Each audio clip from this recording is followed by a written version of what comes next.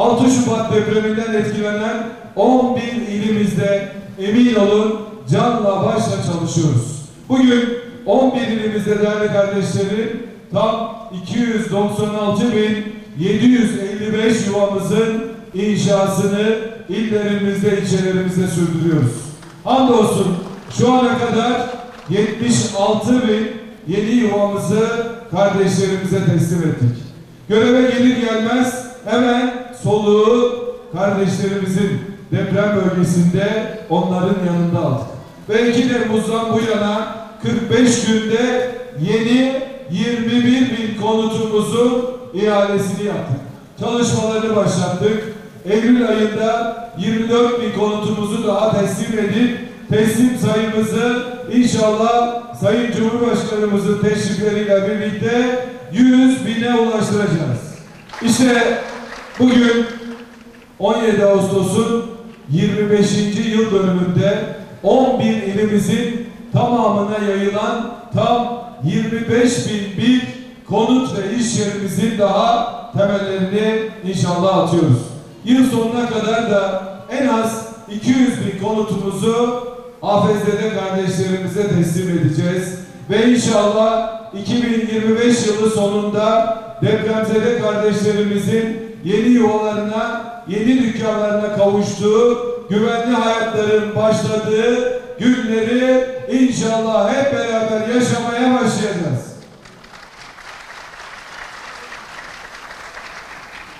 Malatya'mızda da bu kapsamda 7.881 konutumuzu yine depremzede ailelerimize teslim ettik ve 79.133 konutumuzun da yapımına hız kesmeden devam ediyoruz. Yine tarihi Bakırcılar Çarşısı'nda çalışmalarımızı süratle devam ettiriyoruz. Çarşı projesi içerisinde Şire Pazarı, Kuyumcular Çarşısı, Mısır Çarşısı, 100. Yıl Çarşısı, Bakırcılar Çarşısı, konut, ofis ve iş yerlerinden oluşan muhteşem bir yaşam alanını inşallah Malatya'mıza armağan edeceğiz. Hele o Saray Mahallesi'ndeki konut, ofis ve iş yerlerimizde, yeni yeşil alanlarımızla, çarşı projemizle bütünleştiğinde Malatya'nın kalbi burada atacak. Depremde yıkılan Söğütlü camimizi de unutmuyoruz. Tarihin bize emaneti olan bu camimizi Emekliler Parkı'nda yeniden yapıyoruz. İnşallah benim bir dahaki Malatya ziyaretimde Ekim ayının başında Büyükşehir Belediye'mizle birlikte Söğütlü camimizin temellerini de atacak ve ecdadın emanetine sahip çıkacağız. Yine Orgeneral Hakkı Ok Akoğuz Kışlası. Bu kışla için Milli Savunma Bakanlığı'yla görüşmelerimizi yaptık. Sağ olsun kendileri de Malatya'mız için her türlü fedakarlığı yaptılar ve bu alanda da Malatya'ya yakışır yeni bir yerleşim alanı kuruyoruz. Battalgazi ilçe sınırları içerisinde yer alan yeni konut ve iş yerlerimizi burada süratle üretecek ve Malatya'mıza armağan edeceğiz. Yine çok önemsediğim bir başka projemiz eski köy garajımızın bulunduğu alan. Bu alanda da orayı rezerv alana almak suretiyle projemizin içine dahil ediyoruz. Çalışmalarımıza başladık. Burada da hemşehrilerimizin gönül rızasını alarak yeni yuvalarımızı, yeni iş yerlerimizi yapacağız. Ve eski köy garajından başlayarak Battalgazi Belediye'mizin karşısında bulunan eski sebze hali olarak bilinen alanda yine projemize dahil edilmiştir. Burada da konut ve iş yerlerimizi yapacağız. Malatya'mız tüm bu eserler emin olun tamamlandığında Saray Mahallesi'nden başlayıp İnönü, Turgut Temelli caddeleriyle orada Niyazi Mısri çevre yolu arasında kalan devasa bir alanda Malatya'mızın merkezini genişleteceğiz, güzelleştireceğiz ve Malatya'ya hak ettiği hizmetleri, eserleri inşallah en güzel haliyle kazandıracağız. Yine burada Yeşilyurt ilçemize sevgilerimizi gönderiyoruz.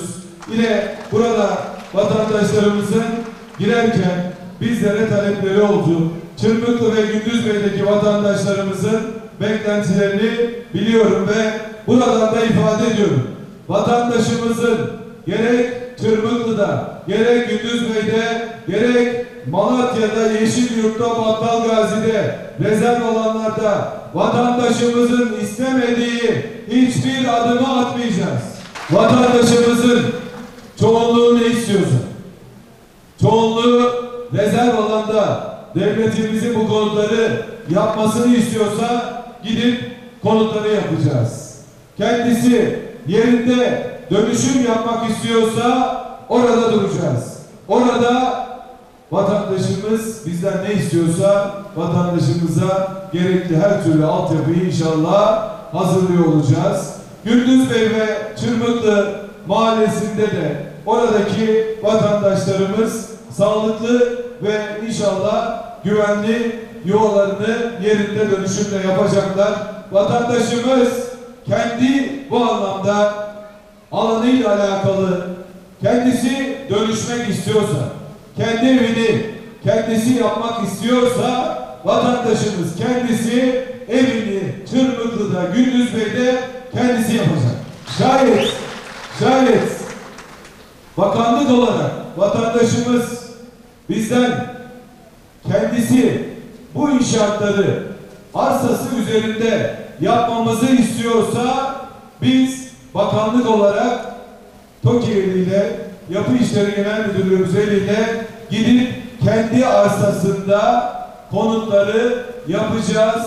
Hak sahibi vatandaşlarımıza teslim edeceğiz. Bize emanet olan Gündüzbey'imizi, Çırmıklı'mızı koruyacak en güzel haliyle çocuklarımıza bırakacağız. Ben tüm kardeşlerimize söz veriyorum. Biz 6 Şubat'tan beri daima buradayız. Bundan sonra da hep burada olacağız. Kardeşlerimizin elini bir an olsun bırakmayacağız. Ve inşallah 2025 yılı bittiğinde depremin tüm izlerini işte buradaki kardeşlerimizle, Malatyalı vatandaşlarımızla hep birlikte sileceğiz.